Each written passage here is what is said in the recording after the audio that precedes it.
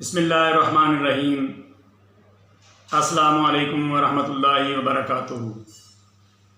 मैं हकीम दाऊद अहमद ख़ान अपने YouTube channel Khan दुआ खाना पर आपकी खिदमत में हाज़िर हूँ। आज हम आपसे जिस नुस्ख़ा के मतलब बात करेंगे वो एक दरख्त है जो कि दरमियाने कद का होता है। उसकी फली है, जो उसके ऊपर फल लगा हुआ होता है ना, उसकी जो फली है ना, उसके मतलब आज हम बात करेंगे कि वो हमें क्या क्या फ़वाइद दे सकती है। जैसा कि गर्म वर्मों को तहलील करती है, जोश खून को तस्कीन देती है, जिगर और मैदे के सुद्दे जो हैं उनको खोलती है, सीना और तबीयत को नरम करती है। सीना और तबीयत को नरम करने से मुराद ये है कि बच्चे छोटे जो होते हैं, जब उनको सर्दियों में ठंड लग जाती है किसी भी वजह से, या बड़ों को बुखार वगैरह होने की वजह से ठंड लग जाती है, तो उस ठंड की वजह से उनकी जो छाती होती है उसमें बलगम जमा हो जाती है और उनको सांस लेने में तंगी महसूस होती है। तो जब वो सांस की तंगी महसूस करते हैं तो पसलियों से आवाज़ें भी आती हैं और सांस में बाहर महसूस होती हैं। ये भी इसका एक फ़ायदा है कि ये उसको दूर करती है, और जो जोश खून होता है उसको भी तस्कीन देती है। अमूमन ये मर्ज़ खुशक सर्द, खुशक गर्म और गर्म खुशक वाले मरीज़ों में देखा जाता है कि उनको बलगम का मसला पेश आता है।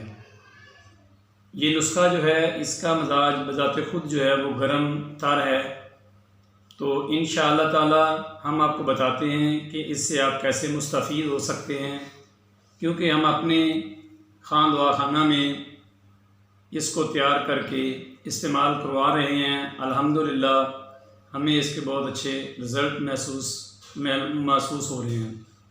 तो आज हम आपको बताते हैं कि ये क्या चीज़ है। ये एक फली की शक्ल में होती है, शुरू में ऐसे लंबी सी, जैसे छड़ी नहीं होती वैसे ये बारीक सी छड़ी सी होती है। इसको हमने तोड़ के रखा हुआ है और इसके अंदर जो बीज निकले हैं इसमें से वो आपके सामने है। लेसदार गूदा सा है इसमें, तो इसके अंदर ये इस तरह का बीज होता है, आप देख रहे हैं शायद इस तरह का बीज होता है। ये मगज़ अम्बलतास इसको कहते हैं, और ये इसके ऊपर छिलका होता है बारीक सा, इस तरह का बारीक सा छिलका हमने इसके ऊपर से उतारा है यहाँ से। तो ये छिलका बीज तमाम जो फली मुकम्मल है इसको आपने इस्तेमाल करना है। अब इस्तेमाल में आप कैसे लाएंगे, आपने इसको आग के ऊपर जला लेना है। चाहे तो आप कोयलों की आग ले लें या चूल्हे की आग ले लें, या सुई गैस पर छलनी लोहे वाली में रख के इसको उसके अंदर डाल के आप जला लें। आपने इसको जलाकर राख कर लेना है। अब जो इसकी राख होगी उसको आपने महफूज कर लेना है किसी डिब्बे में या जार में, जैसे आप बेहतर समझें। अब रहा मसला इसकी खुराक का कि आपने कितनी खुराक लेनी है। इसकी खुराक जो होती है वो 2 माशा, यानी कि चाय वाला जो चम्मच होता है आधा, या मुकम्मल चाय वाला चम्मच भी आप ले सकते हैं। इसको लेना कैसे है, लेना आपने दूध, शहद या रोगन बादाम के साथ, जैसे आपको आसानी महसूस हो आप इसको इस्तेमाल करें। इंशाअल्लाह ताला जैसा मैंने पहले कहा है कि आपको ये फ़ायदा देगी। आप इसको इस्तेमाल करेंगे तो मुझे कमेंट बॉक्स में ज़रूर मतलब फरमाएं कि आपको इससे क्या फ़ायदा हुआ, या आपको कौन सी मेरी बात समझ नहीं आई, वो आप मुझे कमेंट बॉक्स में पूछ सकते हैं।